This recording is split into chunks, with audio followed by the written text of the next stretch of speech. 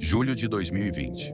Enquanto o Brasil enfrentava o auge de uma pandemia global, uma imagem nos telejornais chocou o país. Não por causa do vírus, mas pelo fim de uma era. O homem que por décadas gritou nas televisões brasileiras, batendo no peito e prometendo cobrir qualquer oferta, estava sendo escoltado pela polícia. No mesmo período, as portas de metal das últimas lojas físicas de seu império eram abaixadas para sempre. As luzes se apagaram e as famosas fachadas amarelas e vermelhas começaram a ser silenciosamente desmontadas. Não muito tempo antes, este era o cenário de um dos maiores gigantes do varejo nacional. Mais de 1.000 lojas espalhadas por todos os cantos do Brasil, 30 mil funcionários e uma mega corporação que prometia desbancar as maiores redes do país. Era o local onde milhares de famílias brasileiras compraram sua primeira televisão de tela plana ou a sonhada geladeira nova, divididas em dezenas de parcelas no carnê. Uma verdadeira máquina de vendas que parecia imparável. Hoje, os corredores outrora lotados de clientes espremidos estão vazios. As placas foram retiradas, deixando apenas marcas desbotadas e poeira nas paredes de shoppings e centros comerciais de rua.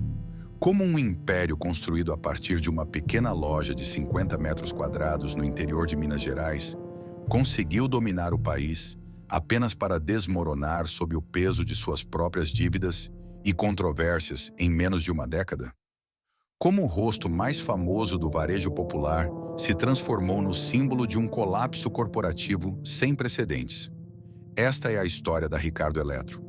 A ascensão meteórica, a ambição desmedida e a queda ruidosa do homem que tentou cobrir qualquer preço, mas não conseguiu pagar a conta de sua própria expansão. Para entender a magnitude do colapso, é preciso voltar ao momento exato em que a primeira semente deste império foi plantada. O ano é 1989. O Brasil vivia um dos capítulos mais caóticos de sua história econômica, conhecido como o fim da década perdida. A inflação devorava o poder de compra da população em um ritmo assustador, atingindo a marca absurda de quase 80% ao mês, pouco tempo depois. Dinheiro no bolso era como gelo sob o sol do meio-dia. Derretia de um dia para o outro. Nos supermercados, funcionários corriam pelos corredores, passando o dia remarcando preços com maquininhas barulhentas. Abrir um negócio de varejo neste cenário não era apenas um risco financeiro, beirava a insanidade. Mas na cidade de Divinópolis, no polo centro-oeste do estado de Minas Gerais, um jovem de apenas 19 anos não tinha grandes fortunas a perder. Ricardo Nunes vinha de origens humildes e já conhecia a dureza implacável das ruas. Muito antes de ser o rosto milionário estampado em milhares de outdoors pelo país, ele era um simples vendedor ambulante. Começou vendendo mexericas nas calçadas e, mais tarde, bichinhos de pelúcia em uma pequena barraca. Nessas interações diárias com pedestres apressados, ele entendeu a psicologia básica do consumidor brasileiro. A busca incessante por uma vantagem, por um desconto, por um preço que coubesse no bolso esgarçado pela crise crônica. Foi com essa mentalidade forjada na rua que Ricardo abriu as portas da primeira loja física a carregar o nome que faria história. Um espaço minúsculo e abafado, com meros 50 metros quadrados. Não havia vitrines luxuosas, não havia ar-condicionado, nem um projeto arquitetônico pensado para a experiência do cliente. As prateleiras eram simples, de metal e madeira, abarrotadas do chão ao teto com uma mistura improvável de mercadorias. A Ricardo Eletro nascia ali, vendendo os mesmos bichinhos de pelúcia de seus tempos de ambulante, agora misturados a pequenos eletrodomésticos, liquidificadores, ferros de passar e ventiladores. Não era um império, era uma pequena loja de bairro lutando para sobreviver ao caos da hiperinflação. Nesse ambiente inóspito, o jovem fundador criou a filosofia extrema que definiria a empresa pelas próximas 3 décadas. A estratégia era agressiva e rasgava os manuais tradicionais de administração. Enquanto os concorrentes tentavam proteger suas margens de lucro, estocando mercadorias contra a inflação, Ricardo decidiu que sua margem seria mínima, muitas vezes raspando no zero. Ele vendia os produtos praticamente a preço de custo. A lógica que parecia suicida para os veteranos do comércio era baseada no giro rápido. Ele precisava que o estoque saísse pela porta da frente no mesmo dia em que entrava pela porta dos fundos.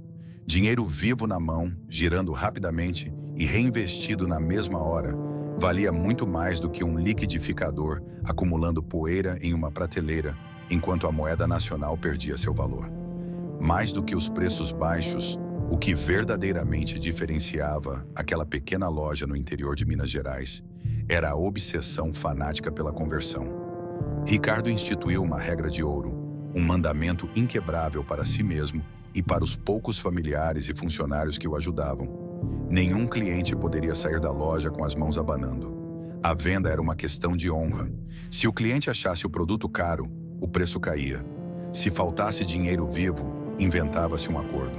O próprio Ricardo ficava no balcão de fórmica, suando a camisa, gesticulando com energia, argumentando e cobrindo literalmente qualquer oferta da concorrência local, ali mesmo, frente a frente.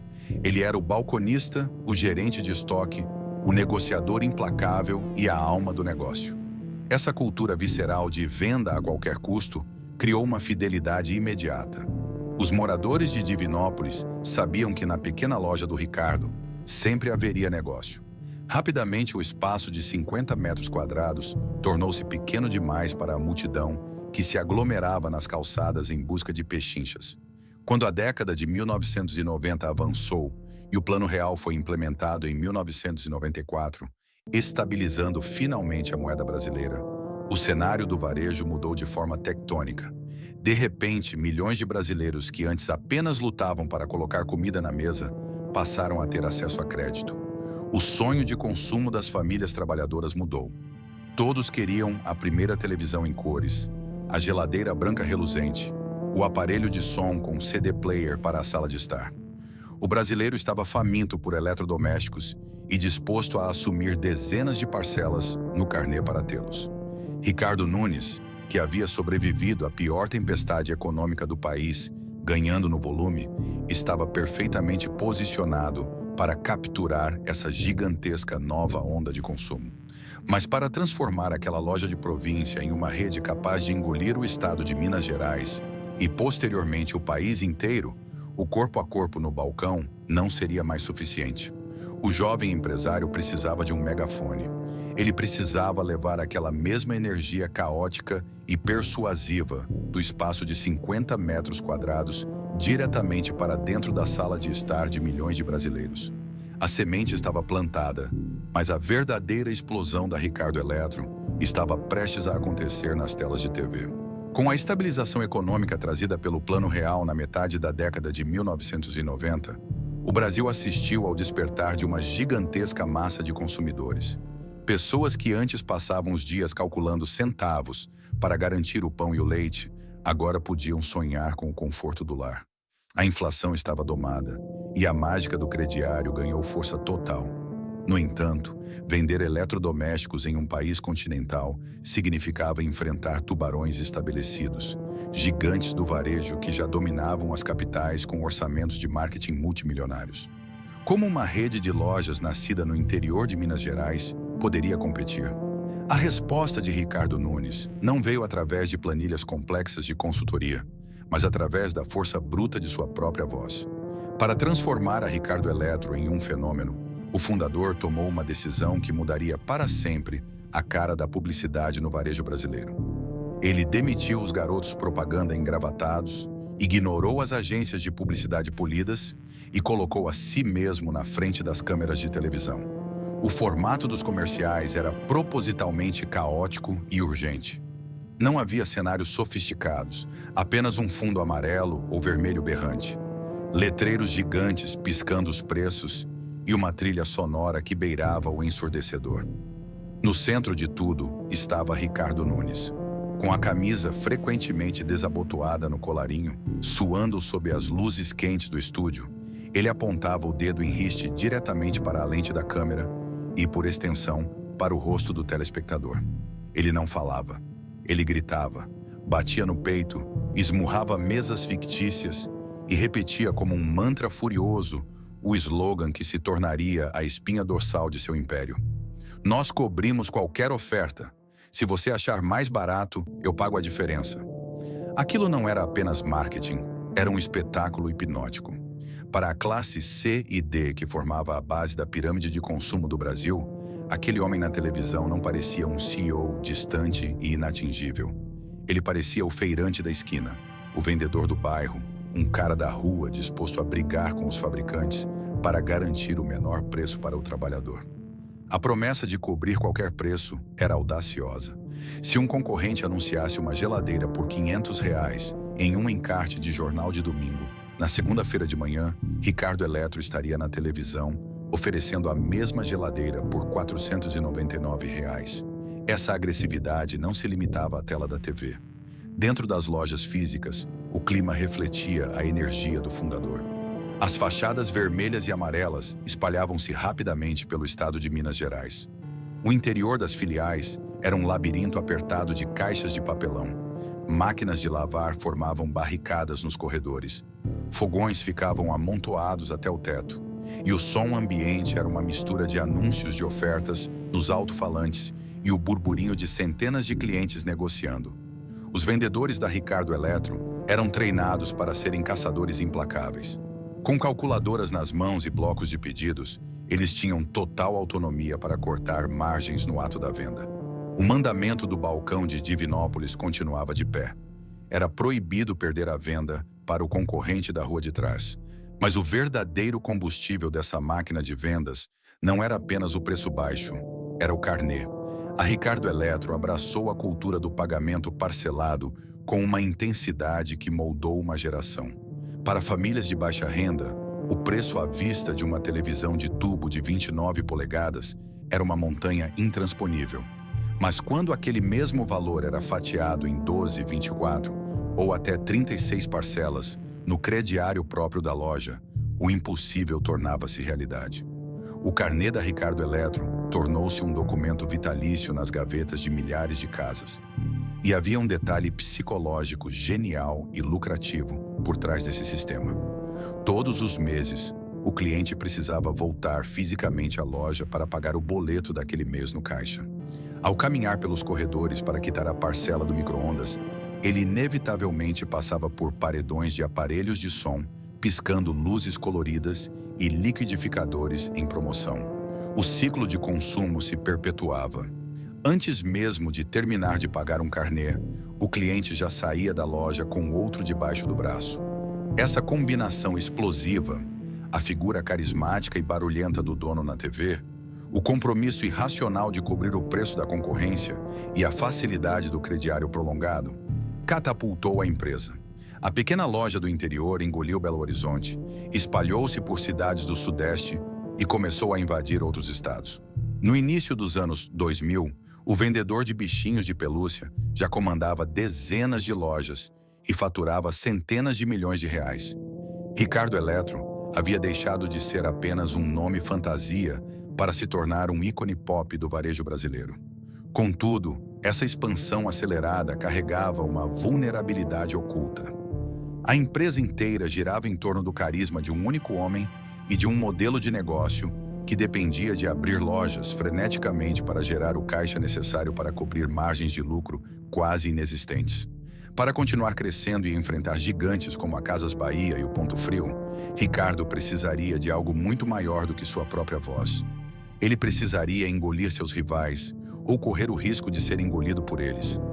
O palco estava montado para a cartada mais audaciosa e talvez a mais perigosa de sua vida. Para compreender o ponto de virada na história da Ricardo Eletro, é preciso observar o tabuleiro de xadrez do varejo brasileiro no final da década de 2000. O ano era 2009 e o cenário passava por uma transformação tectônica. A Casas Bahia e o Ponto Frio, dois dos maiores rivais históricos do setor, anunciavam uma união sob o guarda-chuva do todo-poderoso Grupo Pão de Açúcar, criando a Via Varejo. O nascimento desse leviatã corporativo enviou ondas de choque por todo o mercado. Para Ricardo Nunes, observando a movimentação a partir de sua sede em Minas Gerais, a mensagem escrita na parede era assustadoramente clara. No novo milênio do varejo, ou você se torna um gigante, ou será esmagado por um. A Ricardo Eletro era forte, lucrativa e possuía uma base de clientes fanaticamente leal, mas suas campanhas de televisão barulhentas e a agressividade no balcão poderiam não ser suficientes contra um concorrente com bolsos praticamente infinitos. Expandir loja por loja, abrindo novas frentes em estados desconhecidos, levaria décadas, um tempo que a empresa não tinha. A solução precisava ser drástica e imediata. Ricardo precisava de um aliado de peso, alguém que dominasse um território onde sua marca ainda era fraca.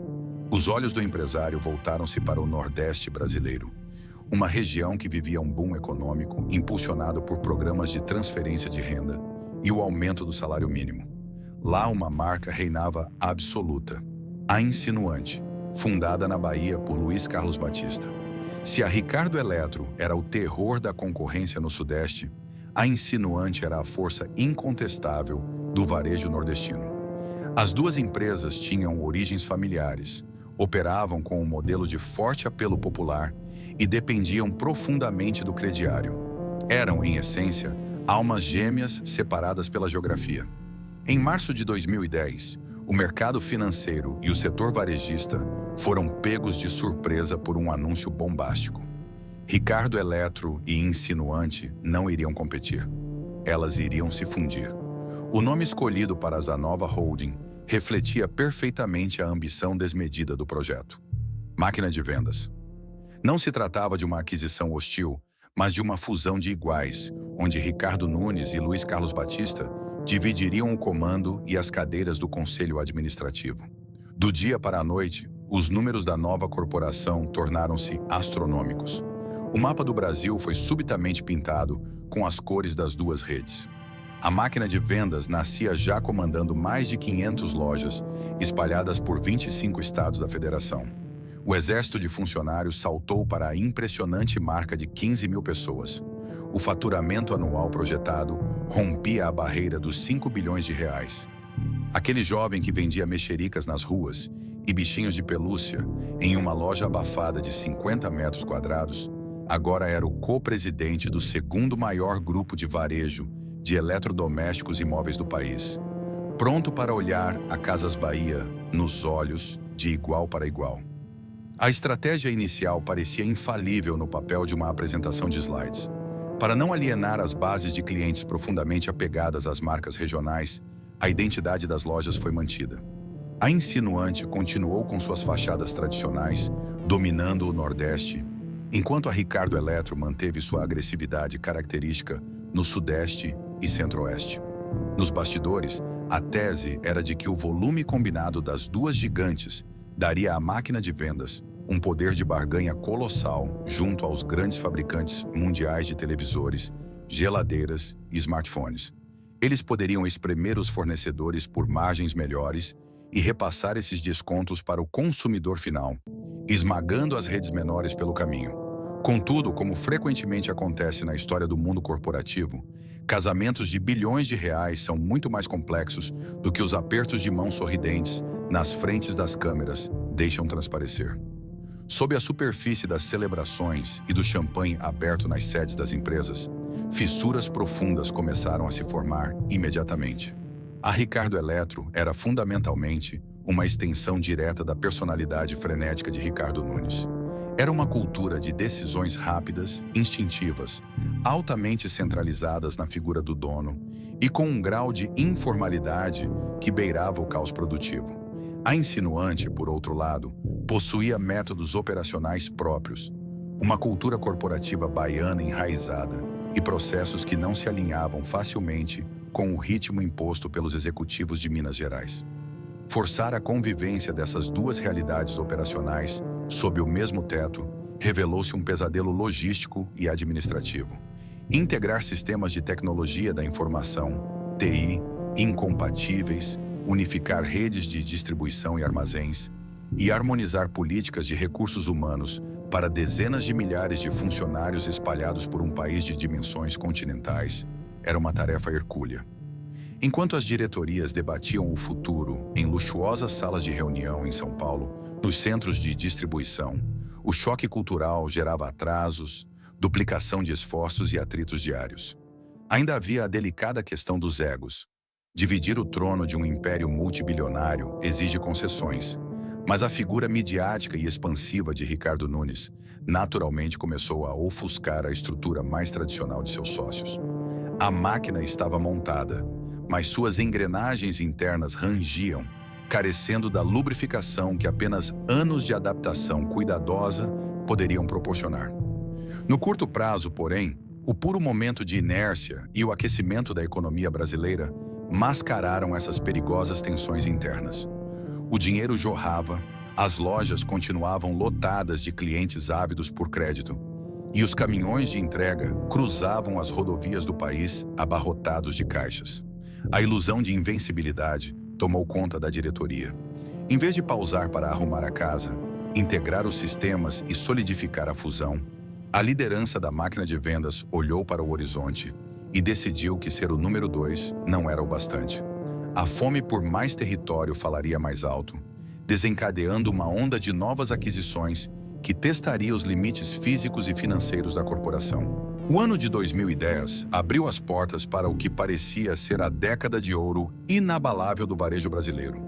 O país navegava na crista da onda de um boom econômico sem precedentes, impulsionado pela alta das commodities e por políticas massivas de distribuição de renda. A chamada nova classe média, composta por milhões de brasileiros que haviam acabado de ascender das classes D e E, estava eufórica. Havia pleno emprego, o salário mínimo ganhava poder de compra ano após ano e, acima de tudo, o crédito jorrava nas veias da economia como nunca antes. Bancos e financeiras abriam os cofres, distribuindo cartões de crédito e limites de crediário com uma facilidade assustadora. A máquina de vendas, recém-formada pela fusão da Ricardo Eletro com a Insinuante, estava no lugar certo e na hora exata. A classe C não queria apenas comprar o essencial, ela queria modernizar a vida. O Brasil preparava-se para sediar a Copa do Mundo de 2014 e trocar a velha TV de tubo de tela curva por uma resplandecente televisão de LED, fininha, tornou-se quase um dever cívico nas casas brasileiras. As lojas da rede eram o epicentro dessa transformação social e material. Contudo, a mentalidade forjada no balcão abafado e na hiperinflação dos anos 1990 dizia a Ricardo Nunes que parar de crescer era o mesmo que começar a morrer. A fusão com a gigante baiana Insinuante havia sido apenas o aperitivo.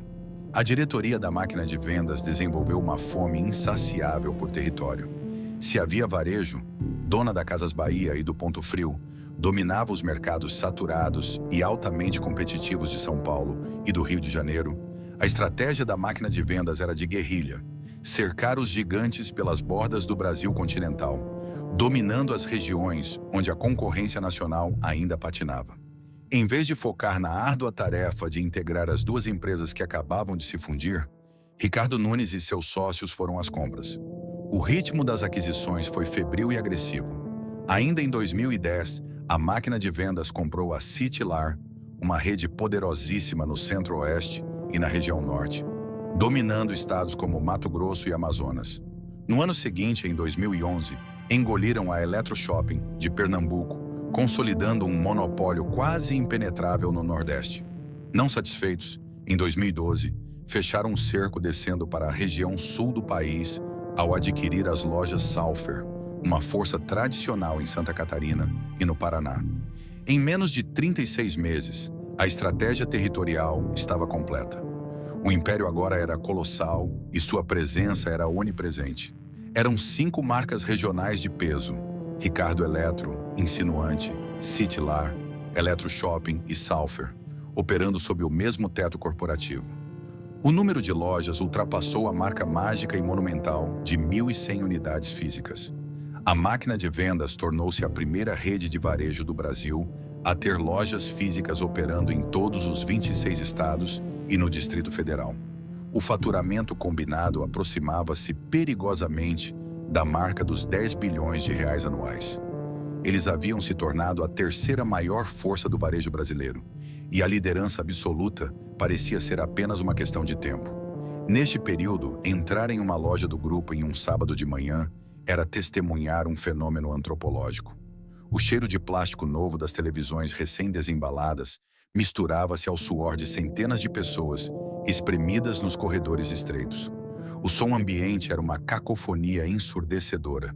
Vendedores gritando ofertas no microfone, clientes pechinchando, o bip incessante dos leitores de código de barras nos caixas e o ruído estridente das impressoras matriciais, cuspindo metros e mais metros de contratos de carnê. Famílias inteiras passavam horas dentro da loja, escolhendo móveis para a casa nova, financiada pelo programa Minha Casa Minha Vida, saindo de lá com dívidas que levariam 3 anos para serem quitadas. Era a era de ouro do consumismo popular. No entanto, enquanto as capas das revistas de negócios celebravam a ousadia de Ricardo Nunes e a vastidão do império recém-construído, os bastidores da máquina de vendas ocultavam um ecossistema à beira do colapso administrativo. A premissa básica de qualquer grande rodada de aquisições no mundo corporativo é a busca pela sinergia. A ideia de que cortar custos duplicados e unificar operações fará a empresa lucrar mais. Mas a máquina de vendas ignorou solenemente essa cartilha. A pressa em dominar o mapa do Brasil e a necessidade de manter o ego das lideranças regionais intacto fizeram com que as aquisições fossem somadas, mas nunca integradas. O resultado foi a criação de um verdadeiro Frankenstein corporativo. A empresa passou a operar com um modelo de negócios bizarramente fragmentado. Havia 5 marcas diferentes, cobrando preços diferentes pelo mesmo produto, dependendo do estado. Pior ainda, havia 5 redes logísticas operando de forma independente. Era comum que um caminhão da Ricardo Eletro e um caminhão da Insinuante se cruzassem em uma rodovia, indo para a mesma cidade, gastando o dobro de diesel e de pedágio, apenas para abastecer lojas que pertenciam ao mesmo dono. O desastre mais silencioso e profundo, porém, estava nos servidores de computador. A máquina de vendas operava com múltiplos sistemas de tecnologia da informação, TI, completamente distintos e incompatíveis entre si. O software de controle de estoque da Salfer não conversava com o sistema de caixa da Citilar, que por sua vez era cego em relação aos depósitos da Eletroshopping. Para a diretoria em São Paulo tentar extrair um relatório simples sobre quantas geladeiras haviam sido vendidas no Brasil em um final de semana, equipes inteiras de funcionários precisavam passar dias cruzando planilhas do Excel manualmente. Sob a fina camada de tinta amarela e vermelha que pintava as 1000 lojas pelo Brasil, a máquina de vendas era lenta, ineficiente e sangrava dinheiro em custos operacionais duplicados. Eles haviam construído um transatlântico gigantesco, mas sem um radar unificado e operado por 5 capitães diferentes na casa de máquinas. O grupo havia se tornado grande demais, pesado demais e dependente de maneira doentia de um único motor, a manutenção do consumo acelerado movido a crédito barato. Enquanto a economia brasileira voasse em céu de brigadeiro e o povo continuasse comprando, as falhas estruturais desse gigante podiam ser maquiadas pelo volume colossal de dinheiro entrando nos caixas todos os dias. Mas o clima econômico no Brasil estava prestes a sofrer uma virada brutal. E um gigante com as pernas amarradas é sempre o primeiro a tombar quando a tempestade atinge o continente. O entusiasmo gerado por se tornar a maior rede com cobertura nacional ofuscou temporariamente uma realidade aritmética implacável. Faturamento não é sinônimo de lucro. À medida que os anos de 2012 e 2013 avançavam, a máquina de vendas começou a sentir as primeiras dores crônicas de um corpo que havia crescido rápido demais, sustentado por uma dieta à base de dívidas e ineficiências operacionais. O colosso do varejo estava se tornando, silenciosa e progressivamente, refém de sua própria engrenagem. O primeiro sintoma evidente dessa doença estrutural podia ser visto a olho nu nas ruas de comércio popular de centenas de cidades brasileiras. Com a estratégia de manter as bandeiras regionais intactas para preservar a lealdade dos clientes locais, a máquina de vendas criou uma bizarra canibalização interna. Em um grande centro urbano do Sudeste ou do Centro-Oeste, não era incomum encontrar uma loja da Ricardo Eletro de frente para uma filial da Citilar ou da Insinuante. Para o cliente, eram empresas concorrentes disputando sua atenção com faixas de promoção e locutores nas calçadas.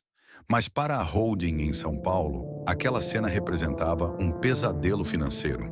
A mesma empresa estava pagando dois dos aluguéis mais caros da avenida comercial principal da cidade. Estava pagando o salário de duas equipes completas de gerentes, vendedores, caixas e estoquistas. Estava pagando duas contas de luz exorbitantes. E para quê? Para que os vendedores da loja amarela e vermelha roubassem a comissão dos vendedores da loja azul e branca na venda de uma mesma geladeira, cujo lucro no fim do dia ia para o mesmo cofre central. Essa duplicação de custos espalhava-se como um vírus por toda a cadeia operacional. A logística, que no varejo de eletrodomésticos de margens espremidas é frequentemente a diferença entre a vida e a morte de um negócio, era um caos não resolvido. Em vez de consolidar galpões e criar megacentros de distribuição eficientes, as 5 redes adquiridas mantiveram grande parte de suas infraestruturas originais. Caminhões rodavam meio vazios para abastecer apenas as lojas de sua bandeira específica, cruzando estradas esburacadas e pagando pedágios caríssimos. A promessa de que a fusão geraria uma formidável sinergia de redução de custos evaporou diante da teimosia em não unificar completamente as operações. Além do peso físico do tijolo e do asfalto, havia um peso invisível e muito mais perigoso: o custo do dinheiro. O modelo de negócios da Ricardo Eletro e de suas marcas irmãs sempre foi profundamente viciado no crediário. Para permitir que famílias de baixa renda parcelassem uma televisão de tela plana em até 24 ou 36 vezes, a loja precisava pagar o fabricante à vista ou em prazos muito curtos. Quem financiava esse descompasso gigantesco entre o momento em que a mercadoria era comprada da indústria e o momento em que a última parcela do carnê era quitada pelo cliente final? Os bancos. A máquina de vendas funcionava não apenas como uma vendedora de eletrodomésticos, mas como uma gigantesca tomadora de crédito. Para manter a engrenagem girando e financiar estoques colossais para suas mais de 1.000 lojas, a empresa dependia de linhas de crédito bilionárias junto às principais instituições financeiras do país. Enquanto a economia crescia e os brasileiros pagavam seus carnês em dia, esse mecanismo girava suavemente. O lucro da venda cobria os juros do banco e ainda sobrava um trocado. Mas esse era um equilíbrio extremamente frágil.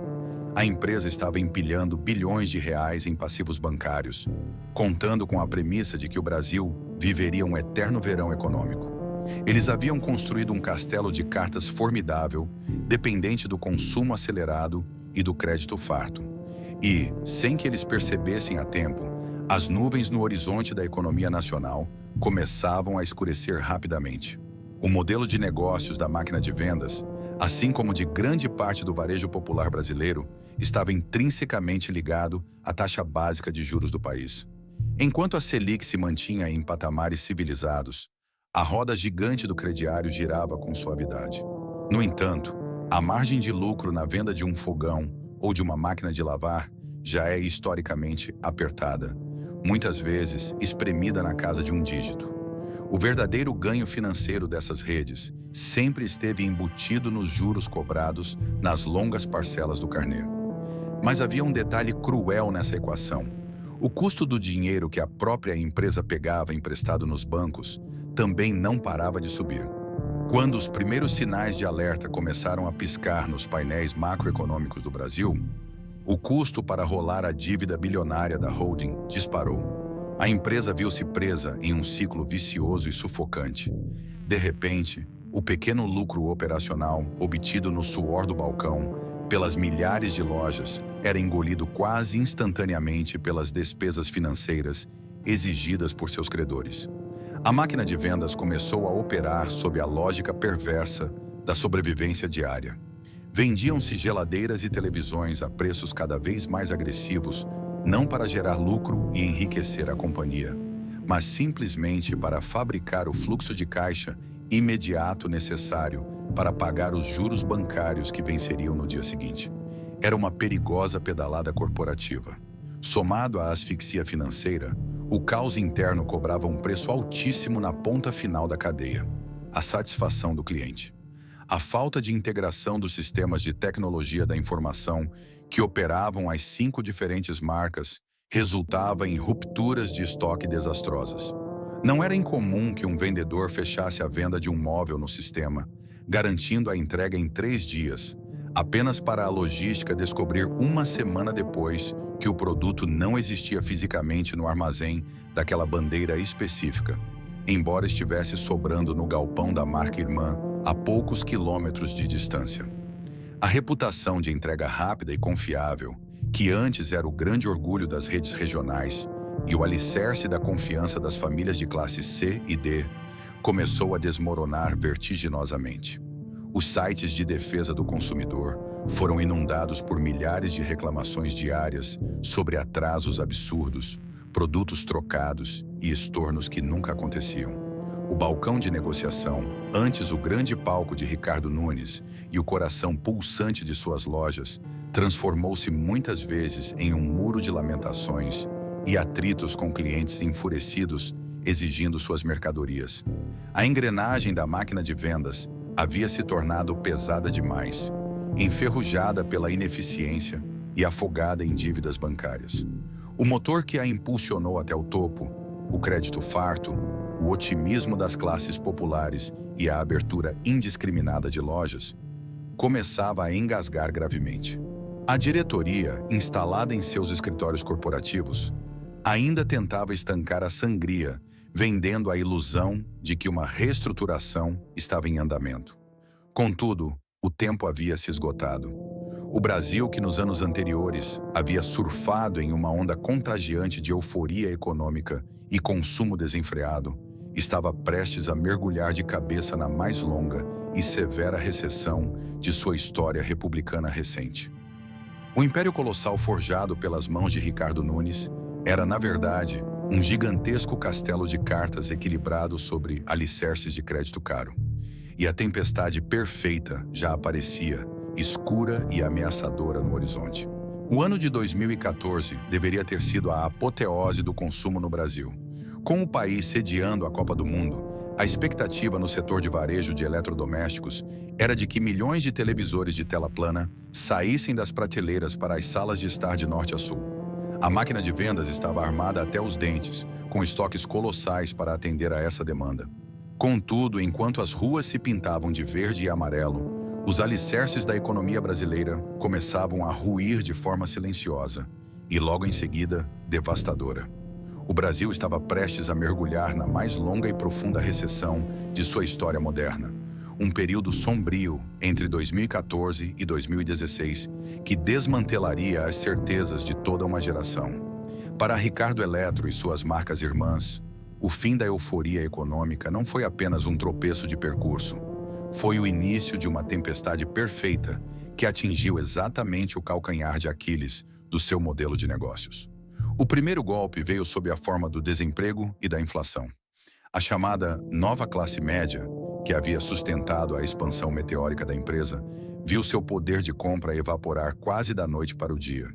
O dinheiro que antes sobrava para pagar a prestação do micro-ondas ou da máquina de lavar, agora mal cobria a conta de luz e a cesta básica no supermercado.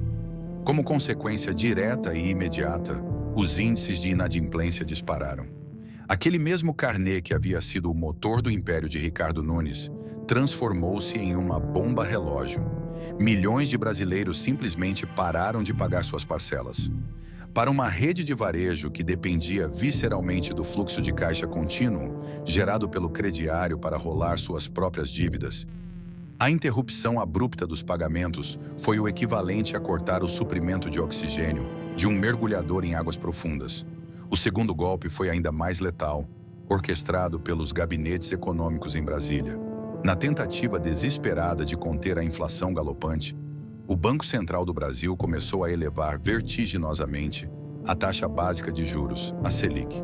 Em um curto espaço de tempo, a taxa ultrapassou a assustadora marca dos 14% ao ano. Se para o consumidor isso significava que comprar a prazo ficava proibitivamente caro para a máquina de vendas, o cenário era apocalíptico. A empresa operava altamente alavancada, ou seja, sustentava seus mais de 1.000 pontos de venda físicos e seus estoques gigantescos com dinheiro emprestado dos grandes bancos. Com a explosão da Selic, O custo para manter essa dívida bilionária multiplicou-se exponencialmente. O faturamento diário das lojas, que já vinha caindo drasticamente devido ao sumiço dos clientes, passou a ser inteiramente sugado pelo pagamento de juros bancários. O colosso do varejo brasileiro estava, na prática, trabalhando apenas para enriquecer seus credores. Neste cenário de terra arrasada, o peso físico do império construído a partir de 2010 revelou sua face mais cruel. Manter 1.100 lojas abertas em um país paralisado pela recessão provou-se uma armadilha fatal. Aqueles aluguéis milionários em avenidas comerciais e shopping centers de luxo precisavam ser pagos todos os meses, independentemente de os corredores estarem vazios ou lotados. As decisões ignoradas no passado, como a recusa em fechar lojas sobrepostas e integrar a logística das 5 marcas, cobraram a conta com juros e correção monetária. O dinheiro sangrava por todos os poros da corporação. Enquanto a Ricardo Eletro debatia-se violentamente para manter suas portas abertas e renegociar dívidas emergenciais com os bancos, o mundo do varejo não parou para esperar sua recuperação. Pelo contrário, uma revolução silenciosa estava acontecendo nas telas dos computadores e smartphones dos brasileiros. Uma revolução que Ricardo Nunes e seus executivos haviam subestimado perigosamente, confiando que o grito no megafone e a loja física seriam eternamente reis. Enquanto a Ricardo Eletro lutava desesperadamente para apagar os incêndios diários causados pela recessão brutal e pelos juros exorbitantes, uma transformação silenciosa, porém irreversível, mudava as regras do jogo no varejo brasileiro. O smartphone, que poucos anos antes era um artigo de luxo, popularizou-se rapidamente. Com a expansão do 3G e do 4G, o consumidor da classe C não precisava mais caminhar sob o sol quente até o centro da cidade, ou gastar a sola do sapato nos corredores de um shopping para comparar preços de geladeiras e televisões. O novo e definitivo balcão de negócios agora cabia na palma da mão. Neste exato momento histórico, a diferença de visão estratégica entre as lideranças do varejo nacional selou destinos para sempre. Concorrentes diretos, com destaque absoluto para o Magazine Luiza, perceberam a tempo que o futuro não estava em empilhar mais tijolos e inaugurar dezenas de lojas físicas, mas em transformar a empresa em uma plataforma digital ágil. Eles investiram fortunas na criação de aplicativos intuitivos, remodelaram completamente a logística para entregas expressas e unificaram a experiência do cliente. Em um contraste brutal, a máquina de vendas permanecia mentalmente prisioneira de sua própria herança analógica.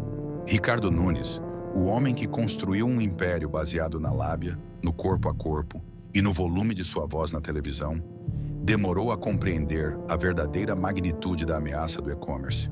A cultura interna da empresa ainda idolatrava a loja de rua e o encarte de papel. A Ricardo Eletro até possuía uma operação de vendas online, mas durante muito tempo ela foi tratada quase como um departamento secundário, operando em silos isolados e frequentemente competindo por preços e estoques com as próprias filiais físicas do grupo. A fragmentação tecnológica, que já era um pesadelo na operação das lojas, tornou-se uma âncora letal no mundo digital. Como arquitetar uma experiência de compra online fluida quando os sistemas de retaguarda das 5 marcas adquiridas ainda não se comunicavam direito? Se um cliente em Cuiabá comprasse um smartphone no site da Ricardo Eletro, o sistema virtual muitas vezes era incapaz de identificar que aquele mesmo aparelho acumulava poeira no estoque de uma loja da Citylar a poucos quilômetros da casa do comprador. O produto acabava sendo despachado de um centro de distribuição em São Paulo, demorando semanas para chegar e destruindo a confiança do novo consumidor digital. A tempestade perfeita agora mostrava sua face mais implacável. De um lado, o mundo físico desmoronava. As lojas estavam às moscas devido à crise econômica, à inflação e ao desemprego, gerando uma hemorragia financeira diária com aluguéis caríssimos e custos fixos. Do outro lado, as vendas que naturalmente deveriam migrar para a internet esbarravam em uma plataforma obsoleta e lenta, sendo rapidamente capturadas por concorrentes mais bem preparados e pela ascensão meteórica de marketplaces como o Mercado Livre. Sem dinheiro em caixa para financiar a urgente e necessária revolução digital, asfixiada por uma dívida bancária que não parava de crescer por conta da Selic alta, e assistindo a sua fatia de mercado encolher mês a mês, a máquina de vendas entrou em colapso operacional. O grito inconfundível de Ricardo Nunes nos comerciais de televisão, que por 2 décadas soou como uma garantia inabalável de poder de compra para as famílias brasileiras, começava a soar como o eco melancólico de uma era que não existia mais. O gigante mineiro estava oficialmente de joelhos, e o golpe de misericórdia, que o levaria das colunas de economia para as páginas policiais, já estava desenhado no horizonte. A máquina de vendas entrou na nova década respirando por aparelhos.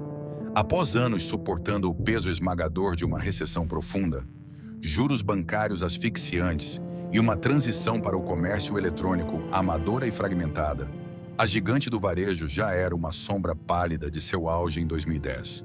Muito antes das manchetes policiais dominarem o noticiário, o colapso já era visível nos corredores físicos. Para quem entrasse em uma unidade da Ricardo Eletro entre 2018 e 2019, o cenário era desolador. Onde antes erguiam-se verdadeiros paredões de caixas de televisores e montanhas de máquinas de lavar, agora havia espaços vazios, disfarçados com mostruários espalhados de forma artificial para tentar preencher o salão. Sem fluxo de caixa para pagar fornecedores à vista, a empresa perdeu o crédito com os grandes fabricantes de linha, branca e eletrônicos. Sem mercadoria nova para vender, os funcionários, antes caçadores implacáveis de comissões, passavam os dias de braços cruzados, temendo que seus salários não caíssem no 5º dia útil. O fechamento silencioso de filiais menos rentáveis já havia começado, mas o pior golpe, aquele que destruiria definitivamente a alma da empresa, não viria do mercado ou dos concorrentes, viria das instâncias judiciais. Na manhã fria de 8 de julho de 2020, o Brasil acordou com uma notícia que paralisou não apenas o setor varejista, mas a opinião pública nacional. Uma força-tarefa conjunta envolvendo o Ministério Público de Minas Gerais, a Receita Estadual e a Polícia Civil deflagrou uma operação que ganhara um nome carregado de ironia trágica: Operação Direto com o Dono. O alvo principal era o fundador, a voz e o rosto inconfundível do império, Ricardo Nunes. Ele foi preso na cidade de São Paulo. Imagens de viaturas policiais com giroflex ligados em frente a endereços de luxo rapidamente substituíram os vibrantes comerciais em fundo amarelo que por décadas bombardearam as casas brasileiras. O homem que construiu sua fortuna gritando na televisão estava agora em silêncio, sob custódia do Estado. A acusação apresentada pelas autoridades era devastadora. Segundo as investigações, a rede varejista havia montado um esquema monumental e sistemático de sonegação de impostos ao longo de quase uma década. A engrenagem fraudulenta funcionava da seguinte maneira: a empresa cobrava o Imposto sobre Circulação de Mercadorias e Serviços, ICMS, dos consumidores, embutido no preço de cada geladeira, sofá e celular vendido nas lojas. No entanto, em vez de repassar integralmente esse valor arrecadado aos cofres públicos de Minas Gerais, a companhia retinha sistematicamente parte do montante. O valor do desvio estimado apenas no estado mineiro beirava os 400 milhões de reais. O dinheiro que deveria financiar saúde, educação e segurança pública teria sido utilizado para encobrir rombos operacionais da própria máquina de vendas, maquiar balanços e sustentar o padrão de vida de seus executivos, enquanto a empresa afundava em dívidas bancárias. O impacto simbólico daquela prisão foi incomensurável. Durante 30 anos, Ricardo Nunes cultivou de forma obsessiva a imagem do homem do povo. Ele construiu sua narrativa como o vendedor suado que começou com uma barraca na rua, o negociador que esmurrava a mesa para obrigar as grandes indústrias a baixarem os preços para a classe C. Ele era o suposto parceiro incondicional do trabalhador que dependia de um carnê para realizar o sonho da primeira TV de tela plana. De repente, sob a luz dura das acusações criminais, essa narrativa desmoronou em praça pública. A percepção do brasileiro mudou do dia para a noite. O empresário não era mais visto como o amigo do consumidor, mas sim como um sonegador que financiava sua expansão territorial, retendo o imposto pago pelo próprio trabalhador humilde. Administrativamente, Ricardo Nunes já havia sido forçado a se afastar do controle direto e da gestão da companhia em 2019, quando fundos de investimento assumiram o leme em uma tentativa desesperada de iniciar um processo de recuperação judicial e salvar a empresa da falência iminente. No entanto, para o consumidor comum caminhando pelas ruas de comércio do Brasil, essa manobra corporativa de bastidores não significava absolutamente nada. Para o povo, Ricardo Nunes e a Ricardo Eletro eram uma única e indissociável entidade. A prisão do fundador manchou a marca com uma tinta tóxica que nenhum plano de reestruturação empresarial ou agência de relações públicas conseguiria limpar. O megafone havia sido desligado da tomada da pior forma possível. E como se não bastasse a destruição completa da reputação do dono e a ausência absoluta de dinheiro em caixa, o calendário marcava julho de 2020. O mundo lá fora estava fechando as portas por conta do vírus. E para a Ricardo Eletro, o golpe de misericórdia global havia acabado de chegar. A prisão de Ricardo Nunes e a exposição em rede nacional do monumental escândalo fiscal destruíram o último resquício de confiança que o mercado ainda mantinha na empresa. O setor de varejo é um ecossistema inteiramente calcado na credibilidade e nas relações de crédito com a indústria. Quando as grandes fabricantes globais de eletrodomésticos, marcas que abastecem as lojas com as cobiçadas geladeiras, smartphones e televisores, viram a figura máxima da companhia estampada nas páginas policiais sob acusações graves de sonegação, a torneira do crédito corporativo foi fechada de forma brutal e quase unânime. Nenhuma grande marca queria o risco de vender a prazo para a Ricardo Eletro. A partir daquele momento, para ter qualquer caixa de mercadoria nova entrando no depósito, a empresa precisava pagar à vista. Mas o cofre estava vazio e as contas correntes sangradas pelos pagamentos de juros bancários.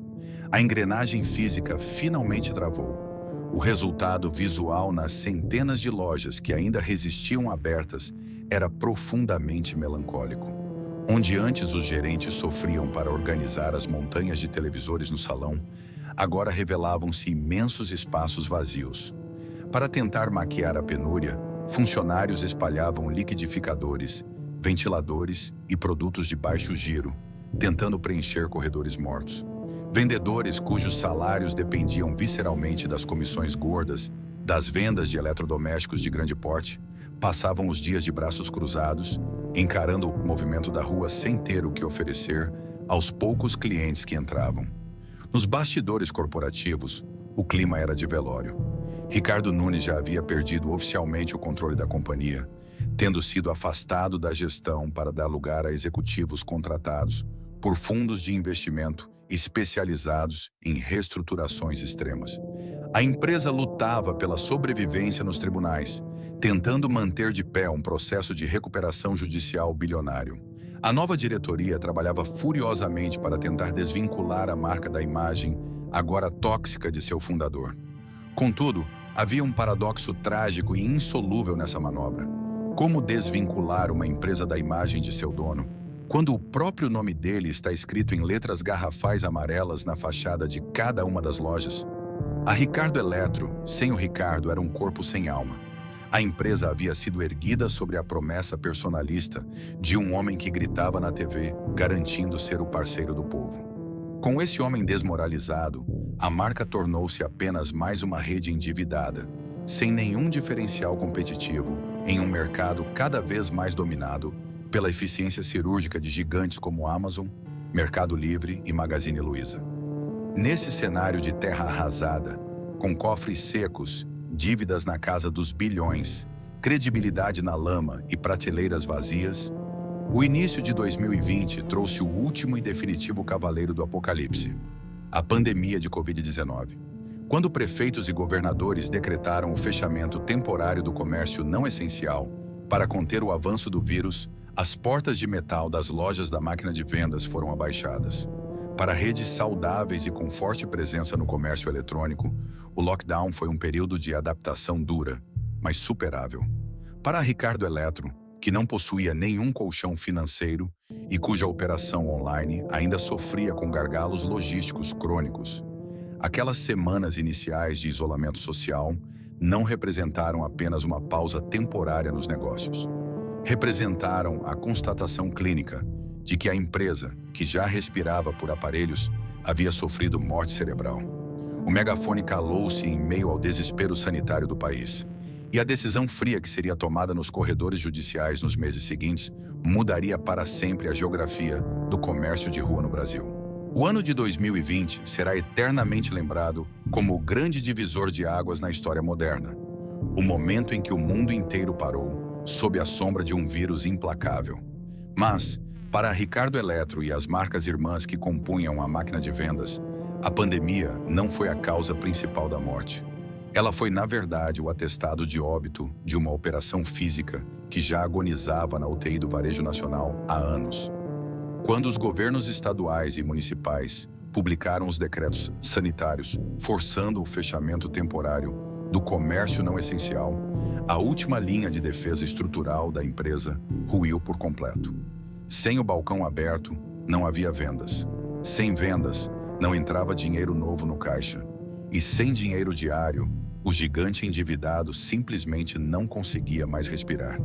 Em agosto de 2020, o inevitável bateu à porta com a frieza de uma marreta judicial. A nova gestão corporativa da companhia, lutando de forma desesperada para manter a empresa viva dentro de um complexo e afogado processo de recuperação judicial, tomou a decisão mais drástica, dolorosa e simbólica de toda a sua história. O fechamento definitivo de todas as suas lojas físicas restantes no Brasil. Não se tratava mais de uma readequação temporária de portfólio para achatar a curva de contágio da Covid-19. Tampouco uma pausa estratégica para a reforma. Era o fim absoluto de uma era. As pesadas portas de aço foram baixadas, os cadeados foram trancados e as chaves foram devolvidas. Essa decisão não representou apenas um corte profundo em uma planilha de custos operacionais. Foi a amputação letal do coração da marca. É preciso entender que a Ricardo Eletro nunca foi concebida, em seu DNA, para ser uma plataforma digital fria, asséptica e silenciosa. Ela era, na sua essência mais visceral, uma criatura barulhenta das ruas brasileiras. O império nasceu no calor poeirento do asfalto de Divinópolis, cresceu no grito rasgado do dono na televisão e se multiplicou na pechincha do olho no olho, no suor do vendedor, correndo atrás do cliente na calçada para não perder a comissão. Seu ecossistema natural e insubstituível era o burburinho caótico dos centros das cidades aos sábados de manhã. Era o cheiro doce de pipoca sendo distribuída na porta para atrair as crianças. O locutor esganiçado com um microfone na mão berrando descontos relâmpago. E o pai de família saindo da loja suado, mas sorridente, equilibrando a caixa imensa de uma televisão ou de um micro-ondas no ombro. Quando a ordem de encerramento total das filiais foi assinada nos escritórios refrigerados de São Paulo, os administradores desligaram as máquinas de suporte vital desse ecossistema popular. O impacto humano nas pontas da cadeia foi imediato e devastador. Em uma questão de dias úteis, milhares de funcionários, abrangendo desde jovens aprendizes de estoque no primeiro emprego, até gerentes veteranos de cabelos grisalhos que conheciam a clientela do bairro pelo próprio nome, foram sumariamente demitidos em meio à maior crise econômica e sanitária do século. Trabalhadores que haviam dedicado suas juventudes e décadas de suor à construção territorial da empresa viram-se repentinamente no olho da rua. Para agravar a tragédia social, por conta da proteção, da recuperação judicial e do caixa vazio, muitos saíram sem sequer receber as verbas rescisórias integrais imediatas, sendo forçados a se aglomerar em uma fila gigantesca de credores trabalhistas em um processo jurídico incerto e labiríntico. O desmonte físico do império foi um espetáculo público profundamente melancólico, desenrolando-se silenciosamente nos quatro cantos do país ao longo daquele segundo semestre de 2020. Nos corredores antes vibrantes dos shopping centers, as vitrines enormes que no passado iluminavam os rostos dos passantes com dezenas de telas sintonizadas no mesmo canal, foram rapidamente apagadas e seladas com tapumes frios, acompanhadas de avisos genéricos de breve uma nova loja neste local. Nas avenidas de comércio popular, as fachadas imponentes começaram a ser desmontadas a céu aberto. Equipes de operários subiram em andaimes e gruas para arrancar os gigantescos letreiros de acrílico e plástico. Por trás da lona amarela e vermelha rasgada, o que restou nas paredes foram apenas as cicatrizes fantasmas da arquitetura urbana, marcas escuras de poluição acumulada, furos de furadeira, parafusos enferrujados, fiações penduradas e os contornos desbotados de uma logomarca que, não muito tempo antes, representava o ápice do poder de consumo da nova classe média brasileira. Aqueles galpões e salões imensos, antes abarrotados até o teto com sofás, geladeiras brancas e pilhas de smartphones de última geração, foram varridos, esvaziados e devolvidos aos proprietários imobiliários.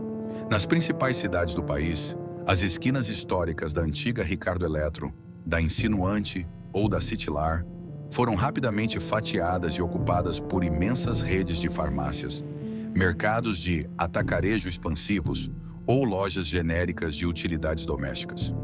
O mercado imobiliário engoliu os pontos comerciais, apagando quase qualquer vestígio físico de que ali, naquele chão, operou por quase uma década a terceira maior força varejista de eletrodomésticos da América Latina.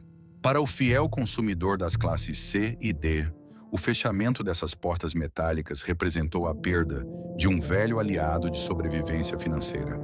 O lendário carnê de papel da Ricardo Eletro, com suas dezenas de parcelas cuidadosamente grampeadas na capa de cartolina, tornou-se de forma instantânea um mero artefato antropológico, uma relíquia de uma época analógica em que comprar a prazo significava o ritual físico de ir até o caixa da loja todo dia 10 do mês. As famílias brasileiras que durante gerações mantiveram o hábito sagrado de visitar a loja apenas para sonhar e planejar a próxima grande modernização da sala de estar, deparavam-se agora com calçadas desertas, pichações e correntes grossas, trancando vitrines empoeiradas. A diretoria, que assumiu os destroços, ainda tentou vender aos jornais financeiros uma narrativa de otimismo forçado. A empresa não estava falida e morta, estava apenas pivotando agressivamente para um modelo de negócio 100% digital. Prometiam aos quatro ventos um renascimento na internet, muito mais ágil, tecnológico e livre do fardo de milhares de aluguéis e contas de luz exorbitantes. No entanto, lançar-se de cabeça no implacável oceano do varejo online de 2020, um território altamente tecnológico e já ferozmente dominado pela logística cirúrgica do Mercado Livre, pelo poder de fogo global da Amazon e pela reinvenção digital brilhante da concorrente Magazine Luiza, parecia uma missão não apenas improvável, mas beirando o suicídio corporativo. Sem as lojas físicas para servirem como centros nervosos de distribuição e pontos de retirada para os clientes, sem caminhões próprios com a logomarca cruzando as rodovias, sem um centavo em caixa para financiar campanhas pesadas de marketing na internet e, principalmente, carregando nas costas a âncora pesadíssima de uma marca manchada por processos judiciais e escândalos de prisão de seu fundador, a versão digital da Ricardo Eletro nascia morta. Transformou-se rapidamente em apenas mais um fantasma de um gigante do passado, vagando silenciosamente pelas abas dos navegadores de internet, mendigando por cliques. O ruído ensurdecedor do megafone e dos anúncios de televisão havia chegado ao fim. E com o encerramento das portas abertas, a era de ouro do varejo popular, impulsionada pelo grito no balcão, foi oficialmente sepultada no Brasil. A poeira finalmente baixou sobre os escombros físicos da máquina de vendas.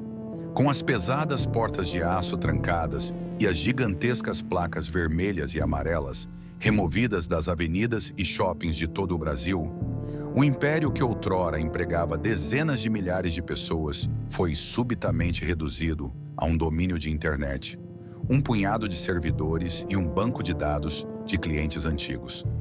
Em um movimento de puro instinto de sobrevivência, Conduzido por executivos que assumiram os destroços em meio à recuperação judicial, a Ricardo Eletro tentou renascer das próprias cinzas, operando exclusivamente como uma plataforma digital. A promessa era de uma empresa enxuta, moderna e focada em e-commerce. Mas a transição provou-se ser menos uma fênix levantando voo e muito mais um fantasma vagando pelos corredores virtuais. No implacável e hipercompetitivo ecossistema do comércio eletrônico brasileiro da década de 2020, o nome impresso no topo de um site importa muito menos do que a eficiência da malha logística e a robustez da tecnologia por trás do clique. Concorrentes que haviam feito a lição de casa tecnológica anos antes, como o Mercado Livre com suas entregas fulminantes em 24 horas, ou o Magazine Luiza com seu super app multifuncional, dominavam de forma absoluta a atenção e as carteiras dos consumidores. A nova Ricardo Eletro Digital entrou nessa arena de gladiadores completamente desarmada. Sem o gigantesco poder de compra à vista que antes forçava as indústrias a baixarem seus preços, sem os imensos estoques físicos e sem os galpões de distribuição regionais espalhados pelo país, o site da empresa transformou-se em grande parte num mero marketplace intermediário. Eles passaram a revender produtos de lojistas terceiros, tentando desesperadamente monetizar o tráfego residual daqueles que ainda digitavam o nome da marca nos buscadores por puro hábito ou saudosismo. A ironia dessa sobrevida digital é profunda e carrega uma dose amarga de melancolia corporativa. A Ricardo Eletro nunca foi uma marca desenhada para o silêncio asséptico e a frieza dos algoritmos matemáticos de recomendação. O verdadeiro DNA da empresa, aquilo que a conectava de forma tão visceral e apaixonada com a classe trabalhadora brasileira, era exatamente o oposto. Era o calor humano, a negociação ferrenha no balcão, o suor na testa do vendedor lutando pela comissão, o locutor na calçada com o microfone na mão e, acima de tudo, o grito ensurdecedor de Ricardo Nunes na tela da televisão. Remover todos esses elementos sensoriais e tentar transformar a marca em uma vitrine virtual genérica foi o equivalente a arrancar a alma do negócio. Para o consumidor de longa data que navegava pelo site, a experiência era oca. Não havia botão na tela capaz de replicar a magia caótica de barganhar o cobrimento de qualquer oferta, olho no olho com o gerente. Além do desafio tecnológico insuperável, o fantasma de seu fundador provou-se impossível de ser exorcizado. A nova diretoria fez esforços hercúleos para limpar e modernizar a imagem da companhia, apostando em campanhas institucionais e polidas. Mas o estrago provocado pela operação direto com o dono estava profundamente cravado na memória popular. A marca, por sua própria natureza, carregava o nome de um homem que a sociedade brasileira assistiu ser conduzido por viaturas sob pesadas acusações criminais e fiscais. No varejo, a confiança do consumidor é uma moeda feita de vidro temperado. Uma vez estilhaçada em praça pública, colar os cacos nunca restaura a transparência original. A Ricardo Eletro Online tornou-se uma sombra pálida, existindo legalmente no papel, mas completamente irrelevante no cotidiano de consumo das massas. O verdadeiro legado da ruína da máquina de vendas, portanto, não reside em sua trôpega tentativa de sobrevida na internet, mas nas brutais e definitivas lições que sua trajetória deixou inscritas na história econômica do Brasil. A ascensão vertiginosa e a queda livre deste império ensinam que o gigantismo, por si só, não é uma blindagem contra o fracasso estrutural. Pelo contrário, expandir freneticamente sem integrar sistemas, comprar correntes regionais concorrentes apenas para fincar bandeiras no mapa e ignorar as eficiências operacionais em nome da vaidade territorial, são os atalhos mais rápidos para o precipício. O colapso da empresa evidenciou o perigo letal de se construir uma mega corporação excessivamente alavancada, viciada em rolar dívidas bancárias astronômicas em um país de economia historicamente volátil e de juros punitivos como o Brasil. Mais do que um complexo estudo de casos sobre gestão desastrosa e falta de governança corporativa, o fim das lojas físicas da Ricardo Eletro marca o encerramento simbólico e definitivo de um capítulo fundamental na cultura de consumo nacional. A rede representou o auge incontestável do modelo de varejo de crediário analógico. Foi o retrato fiel de uma época de transição, onde o poder de compra da base da pirâmide estava diretamente atrelado à materialidade do carnê de papel e ao ritual quase religioso de visitar mensalmente o caixa da loja física. Esse modelo, por mais caótico e endividado que fosse em seus bastidores, cumpriu um papel social formidável. Permitiu que milhões de famílias humildes decorassem suas salas, guardassem seus alimentos em uma geladeira nova e tivessem acesso a bens de consumo duráveis pela primeira vez na vida durante a estabilização do Plano Real e o aquecimento econômico dos anos 2000. Hoje, as novas gerações das classes populares compram seus smartphones através de aplicativos no celular, pagam instantaneamente com Pix e recebem a mercadoria no dia seguinte, na porta de casa, muitas vezes despachadas por plataformas de logística internacionais que nem sequer possuem o seu nome estampado em uma fachada de rua no país.